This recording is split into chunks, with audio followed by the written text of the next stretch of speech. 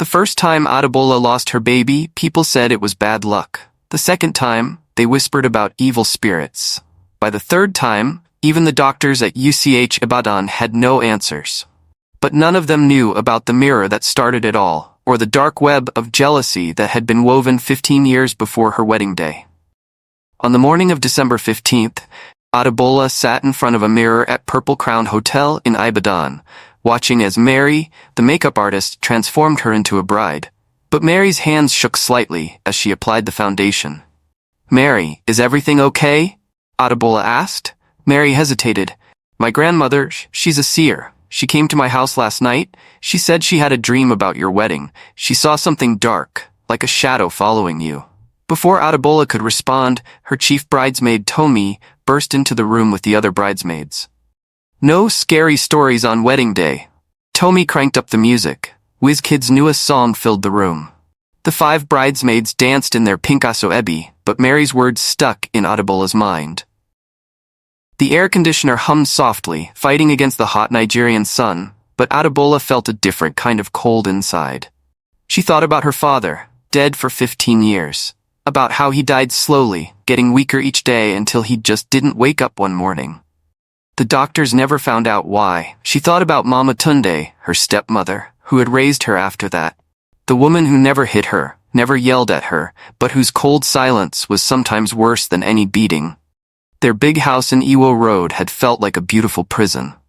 A commotion at the door made everyone turn. Mama Tunde stood there in her gold jelle and green lace asoebi, holding a box wrapped in gold paper. But it was the person behind her that made Adebola's heart stop.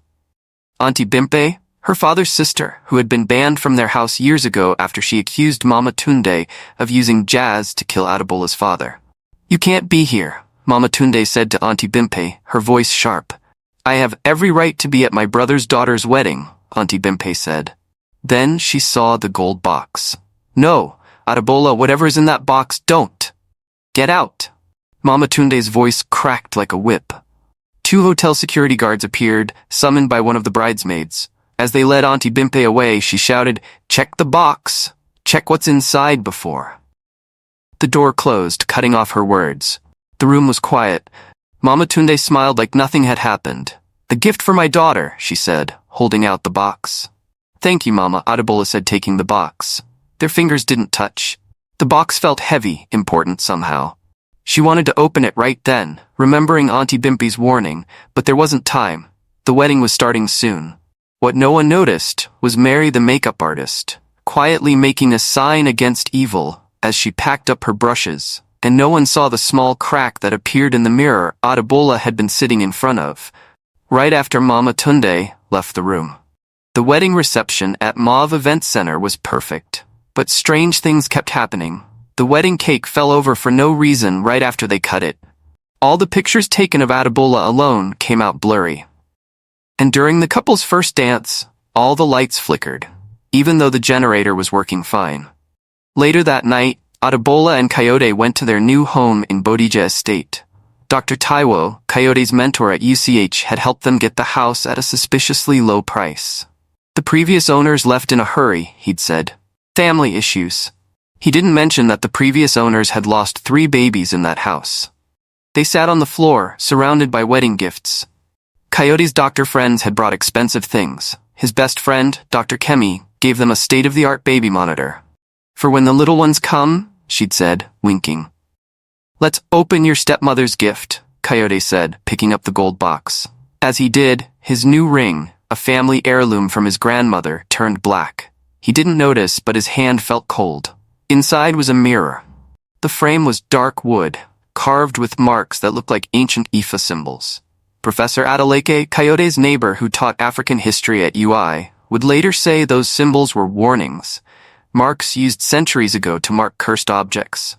"This must be special," Coyote said. "Maybe it's been in your family for years." When Adebola picked up the mirror, the room got cold. The lights dimmed. In the kitchen, their new kettle started whistling, even though it wasn't on the stove. She looked at her reflection and saw something move across the glass, like black smoke. Then, for a split second, she saw another face behind hers. It looked like a younger version of Mama Tunde. Their dog, Bruno, who had been sleeping in the corner, suddenly started barking at the mirror. His fur stood up. He barked until his voice changed to a whimper. Then he ran out of the room and hid under their bed. They wouldn't see him for 3 days. "Maybe we should hang it in our room," Coyote said. Adebola wanted to say no. She thought about Auntie Bimpi's warning, about Mary's grandmother's vision. But Coyote was already getting his tools. "It would look good over there," he said, pointing to the wall opposite their bed. As he hung the mirror, neither of them noticed the small red spots appearing on the wall behind it, like blood seeping through paint. By morning, the spots would fade, but they'd be back every night, growing larger each time. That evening, their gateman, Baba Sagun, came to report something strange. "All the lizards in the compound are dead," he said. "I found them this morning. They looked like something squeezed them dry." Coyote laughed it off, but Adebola remembered something her father once told her. When small animals start dying for no reason, something big and bad is coming. She tried calling Auntie Bimpe that night, but the number wasn't going through. She would later learn that Auntie Bimpe had been rushed to the hospital right after leaving the wedding. She'd had a stroke and couldn't speak anymore. The doctor said it was strange. She had no history of high blood pressure. That night, before bed, Adebola thought she heard whispers coming from the mirror. They sounded like dry leaves moving, but also like words. Finally. She tried to blame it on the wind, on her imagination, on wedding stress. But deep down she knew. Something had come into their home. Something hungry. Adebola woke at exactly 3:33 a.m. The room was dark, except for a strange glow coming from the mirror. Next to her, Coyote slept deeply, too deeply. When she tried to shake him awake, he didn't move. His skin felt cold.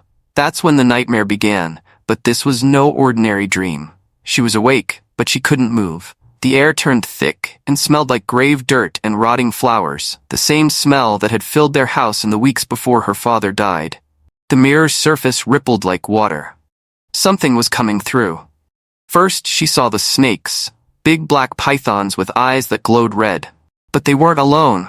Behind them came a woman in white, her face hidden by a veil. She walked to the bed on feet that didn't touch the ground. "Who are you?" Adebola tried to say, but no sound came out. The veiled woman laughed. "Ask your stepmother about Sarah." The name hit Adebola like cold water. Sarah, her father's first wife, who died before he married Mama Tunde. There were no pictures of her in their house, but once, Adebola had found an old photo album in the attic. Sarah had been beautiful, young, pregnant. The snakes moved over Adebola's body, their scales leaving trails of frost on her skin. They found what they were looking for, her eggs, her future children. One by one, they ate them, but now she could see more. With each egg they ate, the veiled woman grew more solid, more real. "Your stepmother took my life," the woman said. "Now I take your children." The cycle continues. In the corner of the room, a small girl appeared. She looked about 6 years old, wearing a blue school uniform. "Mommy," she called to Adebola. "Mommy, save me." Then she vanished as a snake lunged at her. Adebola woke up for real this time, sweating, her heart beating fast. Coyote was awake now too, looking worried. "You were screaming," he said, "something about a girl in blue." On the white tiles next to the bed were 3 small drops of blood. But there was something else too. Tiny footprints, like a child had walked through the blood. They led to the mirror and disappeared.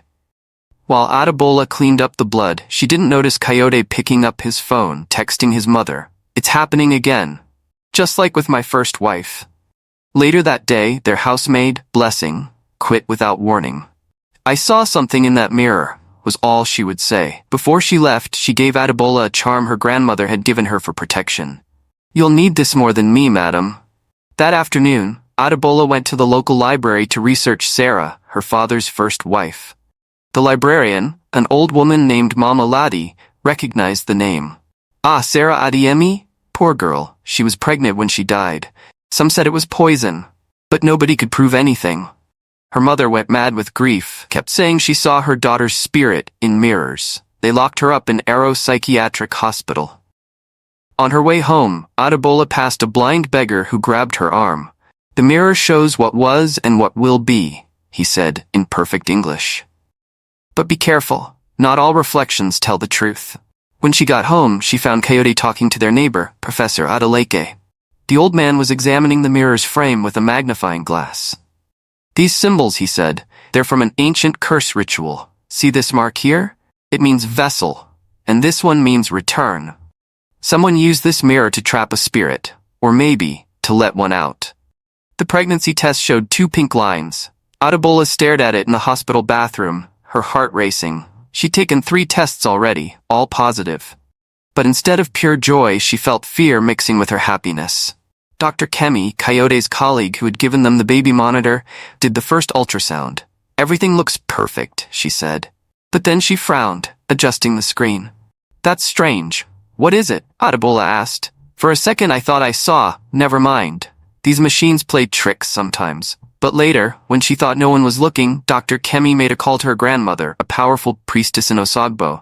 "Mama, remember what you warned me about Coyote's new wife? It's worse than we thought." At home, things got stranger. The baby monitor they weren't even using yet would turn on by itself at night, playing the sounds of a child crying. Their dog, Bruno, refused to enter their bedroom, growing agitated whenever anyone went near the mirror. One morning, Adebola found tiny handprints on her growing belly, like a child's hands had touched her while she slept. That same day, the old blind beggar appeared at their gate again. Sarah's child would have been 6 now, he said, a girl in a blue school uniform. Before Baba Sagun could chase him away, he pressed a small blue button into Adebola's hand. It fell from her uniform the night she died.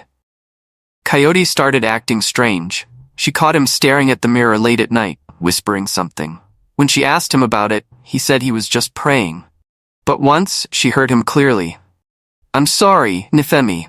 I'm so sorry." It took 3 days of searching hospital records before Adebola found out the truth. Coyote had been married before, briefly, to a woman named Nifemi. She had died in childbirth 5 years ago. The baby didn't survive either. When she confronted him, Coyote broke down. It was the same thing. The nightmares, the blood, the child's footprints. "I thought it was over. I thought it was just that house we lived in. That's why I moved. But it's not the house, is it? It's following me." That night, Auntie Bimpy, still unable to speak after her stroke, somehow managed to send a text. "Mirror connects 3 generations of stolen children. Sarah's daughter, Nifemi's son, your baby, break the cycle." But it was too late. The bleeding started at work. Adebola was teaching her primary school class when she felt the first cramp. Her student, a little girl named Joy, suddenly pointed behind her. "Teacher, who's that girl in the blue uniform?" By the time they reached UCH Ibadan, there was nothing anyone could do. But as they wheeled her into the emergency room, every mirror they passed cracked. In the maternity ward, all the babies started crying at once. Dr. Kemi did the final ultrasound. This time, she couldn't deny what she saw, a perfect tiny hand pressing against the screen as if trying to reach out. Then the ultrasound machine sparked and died. "I found something," Professor Adeleki told them later, holding an old newspaper. "Sarah didn't just die. She disappeared. They never found her body. The last person to see her said she was standing in front of a mirror, screaming about her baby. The mirror was identical to yours, same carvings, same symbols." That night, Adebola dreamed of 3 children playing. A girl in a blue uniform, a boy in white, and a baby she somehow knew was hers. They were trapped behind the mirror's glass, banging to get out. When she woke, she found a note written in the mirror's fog. 3 must enter. 3 must leave. The price must be paid. After the first loss, the whispers started. Not just from the mirror but from people. At church, during testimony time, Mama Fallerine stood up. "We must pray for Brother Coyote," she announced. "Some people bring curses into good families." But Sister Grace, the oldest church member, grabbed the microphone. "Before we judge, remember Sarah Adeyemi."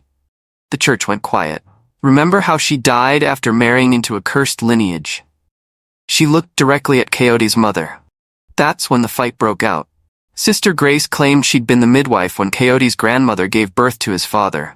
3 babies were born that night, she said.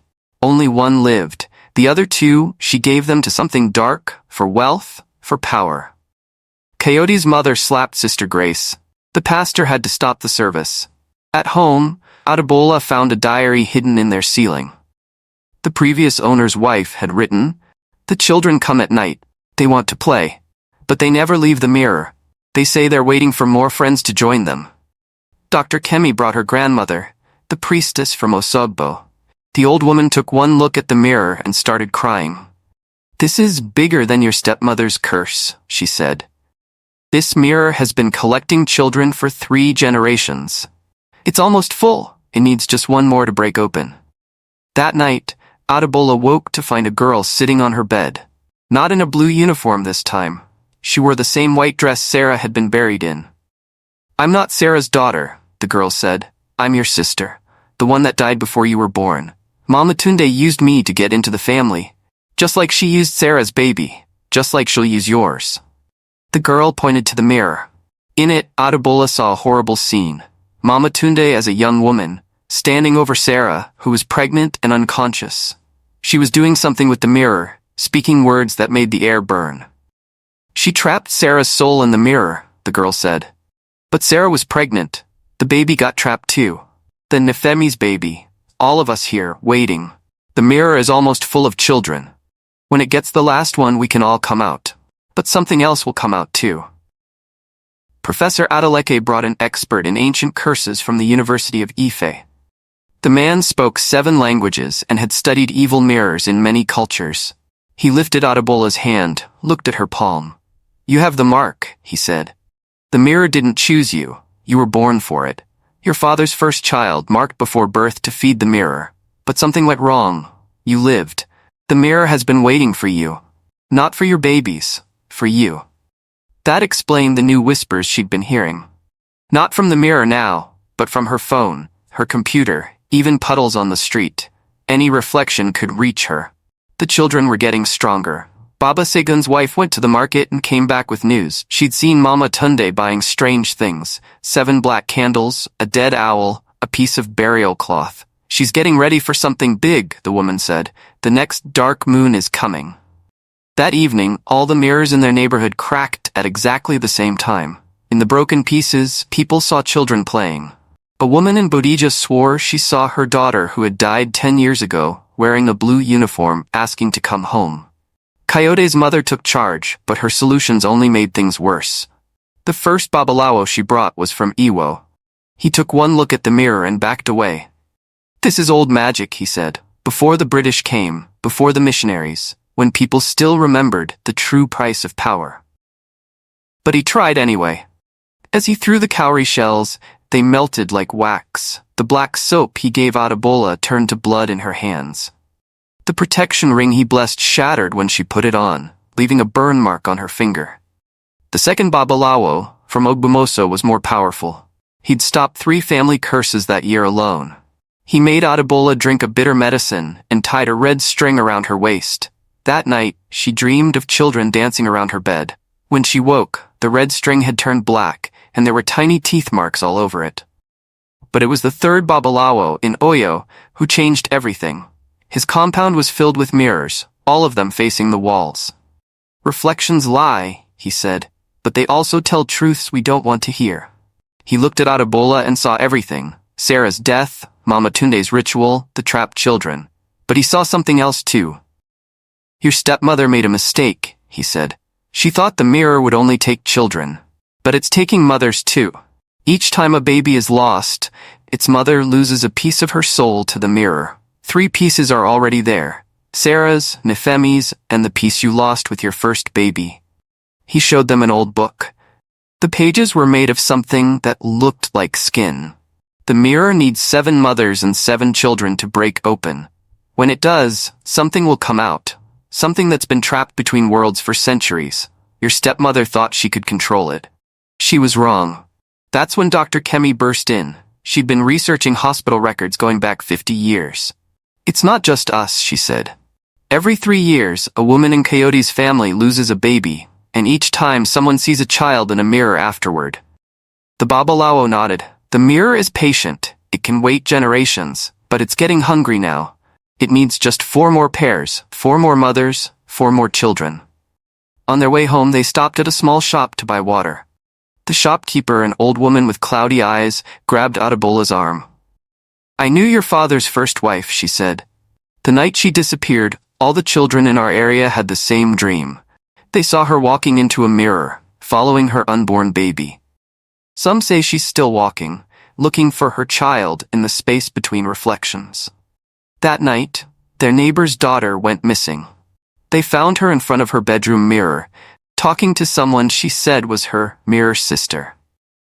When they pulled her away, the mirror cracked and a child's handprint appeared in blood on the wall.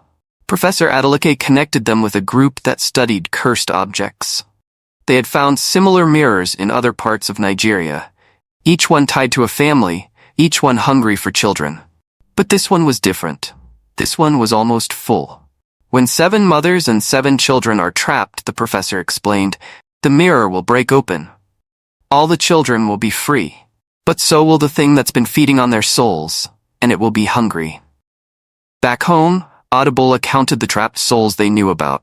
1. Sarah and her unborn daughter. 2. Nefemi and her son. 3. Adebola's lost baby and the piece of her soul. 4. Her unknown sister, sacrificed before she was born.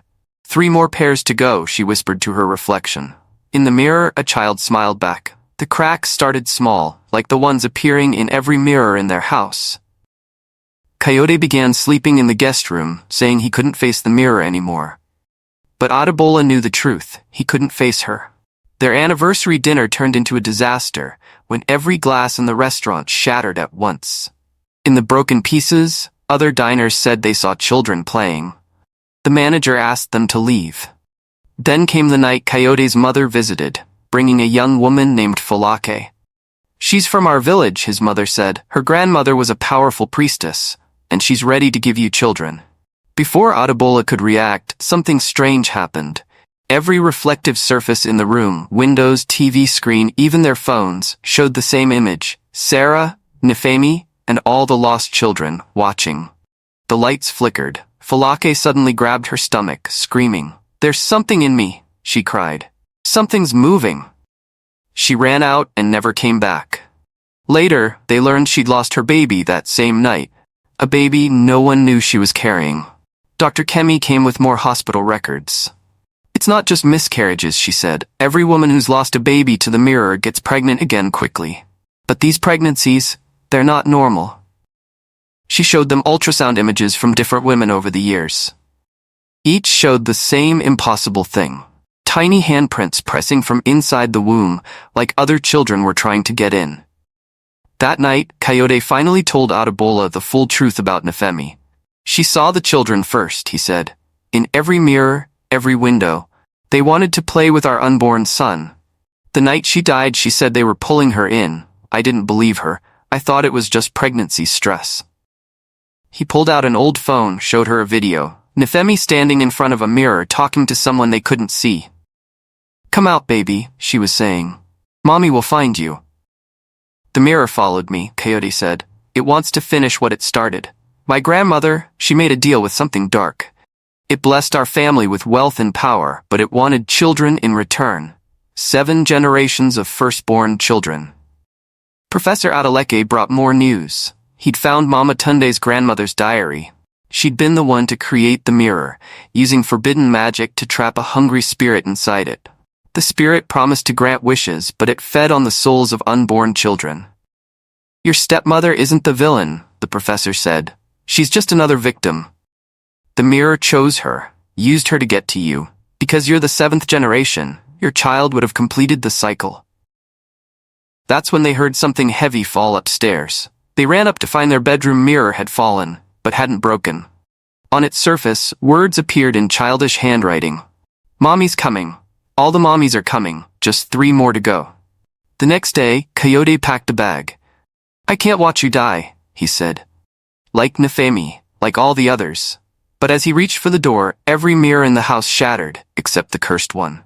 In the broken pieces, they saw Sarah, Nefemi, and all the lost mothers, shaking their heads. No one leaves, the voices whispered. Not until we're all free. The mirrors wouldn't let them sleep that night. In every shard of broken glass, different scenes played on endless loop. Nefemi in her final moments, Sarah singing lullabies to empty cribs, countless mothers reaching for children they couldn't touch. Their voices blended into a haunting chorus that filled the house. Adebola sat cross-legged on the floor, surrounded by the fragments. "We need to understand," she said, "not run." She picked up a piece, ignoring Coyote's warning shout. The glass showed her a memory. Coyote's grandmother as a young woman, desperate and starving during a famine, kneeling before an ancient shrine. "The spirit didn't just want children," Adebola whispered. "It wanted mother's grief. That's what makes it stronger." Dr. Kemi arrived at midnight with news that made their blood run cold. 3 pregnant women had just been admitted to her hospital, all with connections to Coyote's family. One was his cousin, one was his niece, and the third was Mama Tunde herself. "The ultrasounds," Dr. Kemi said, hands shaking as she showed them. "Look at the babies' faces." In each grainy image, the unborn children wore the same terrible smile.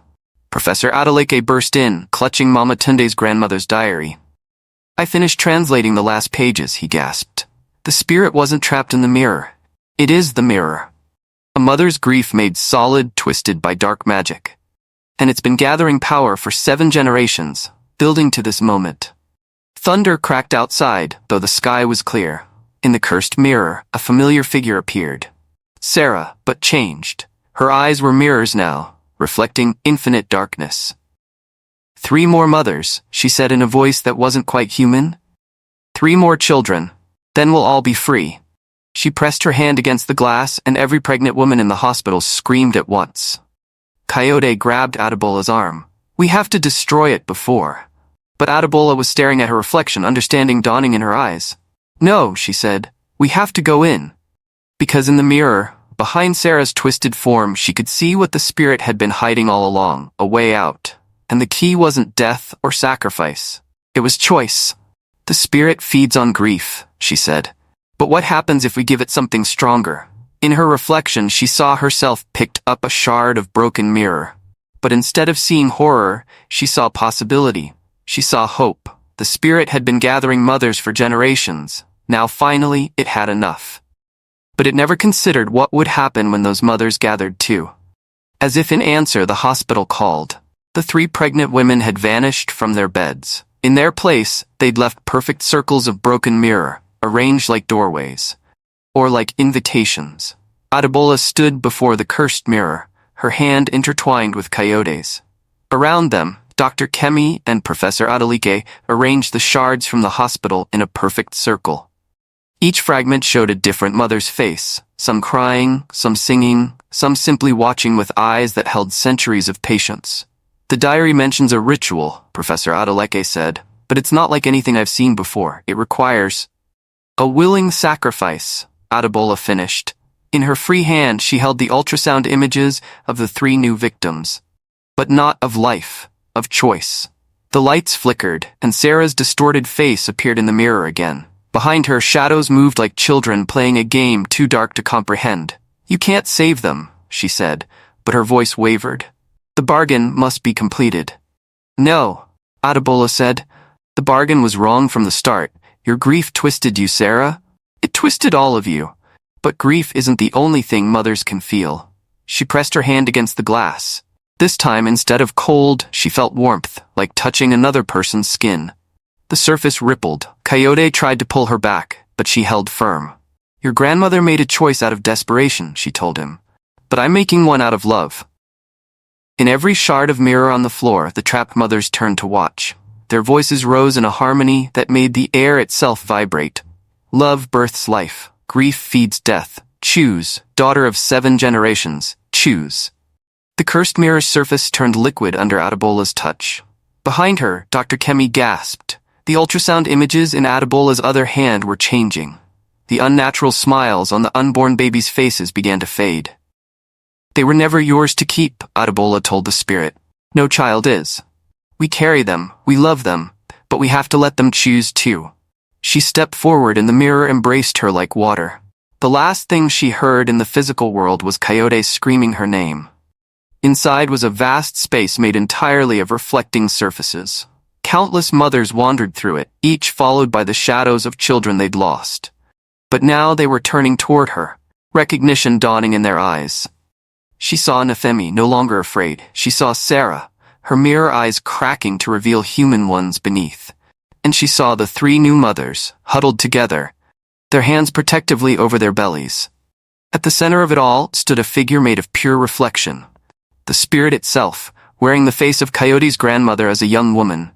In its arms, it cradled shadows that wriggled like babies. 7 generations of grief, it said. 7 generations of power. Why would you throw that away? Because grief isn't power, Adebola said. It's a cage. For them, for you, for all of us. She held out her hands. Let me show you what real power feels like. The spirit hesitated. Behind it, the shadows of all the lost children grew still, watching. Waiting. How? It asked, and for the first time its voice held something other than hunger. It held hope. Adebola smiled, though tears ran down her face. The same way we heal any grief, she said, together. She began to sing an old lullaby her own mother had sung to her. One by one, the other mothers joined in. Their voices rose, and the mirrors around them began to crack. But this time, the cracks let in light. The lullaby grew stronger as more voices joined. Not just the mothers trapped in the mirror realm, but the voices of their mothers and their mothers before them, 7 generations of women singing their children home. The spirit trembled, its reflective surface rippling like disturbed water. I don't understand, it whispered, still wearing the face of Coyote's grandmother. The grief made me strong. No, Adebola said, stepping closer. The grief made you lonely, like all of us. She reached for the shadows the spirit cradled. These aren't really children, they're echoes of loss, but real children. She touched her own belly, thinking of all her lost pregnancies. Real children aren't meant to be kept, they're meant to be loved and let go. The spirit's form flickered between faces. Coyote's grandmother, Sarah, Nefemi, countless others. The bargain was made by a mother trying to save her children, Adebola finished. But saving them shouldn't mean trapping them. She held out her arms. Let me hold them. The spirit hesitated, then slowly transferred its burden of shadows.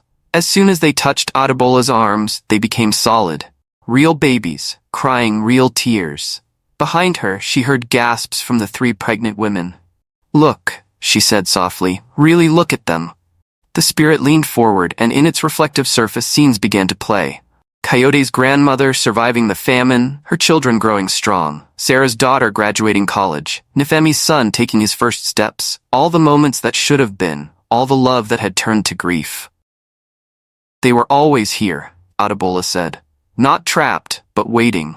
Waiting for us to learn that holding on too tight is what made us lose them in the first place. The babies in her arms began to glow. One by one, they floated toward their mothers. Not as shadows now, but as points of pure light. Each one touched a mother's heart and dissolved into her, leaving behind not grief, but peace. The spirit shuddered. Cracks appeared across its surface, but they weren't the dark fractures of before. These blazed with golden light. 7 generations to build, it said. 7 generations to break. No, Adebola corrected gently. 7 generations to heal. The spirit looked at its hands, which had become transparent. Through them, Adebola could see Coyote in the real world, pressing against the mirror's surface, trying to reach her. What happens now? The spirit asked, its voice becoming lighter, younger. Now we all choose again, Adebola said. She turned to the gathered mothers.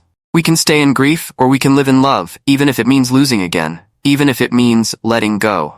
Sarah stepped forward first, her eyes fully human now. I choose love, she said. Then Nefemi, then others. One by one, they began to fade, not into darkness, but into light. The mirror realm trembled. The spirit, now barely visible, smiled. I choose too, it whispered, and dissolved into a shower of light that touched each remaining mother, blessing instead of cursing. The walls of the mirror realm became liquid again. Through them, Adebola could see Coyote, Dr. Kemi, and Professor Adeleke watching in wonder as the cursed mirror began to transform. As each mother passed through back to reality, they left behind not grief, but gratitude. Adebola was the last to step through.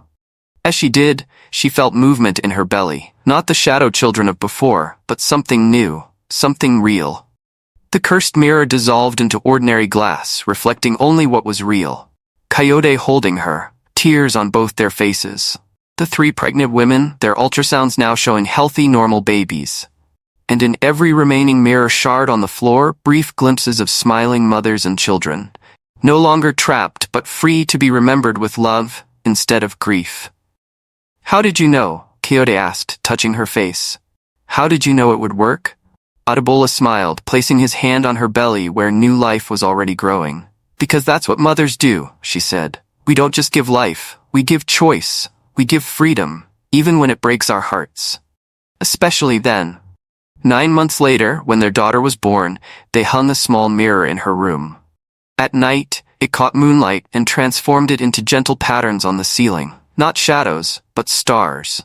And sometimes if you listened closely, you could hear the echo of an ancient lullaby, sung by 7 generations of mothers, finally at peace. In its reflection, you might catch glimpses of other children playing, other mothers smiling. Not trapped, not cursed, just remembered, as all loved ones should be, with joy, with gratitude, and with the wisdom that true love means knowing when to hold on and when to let go.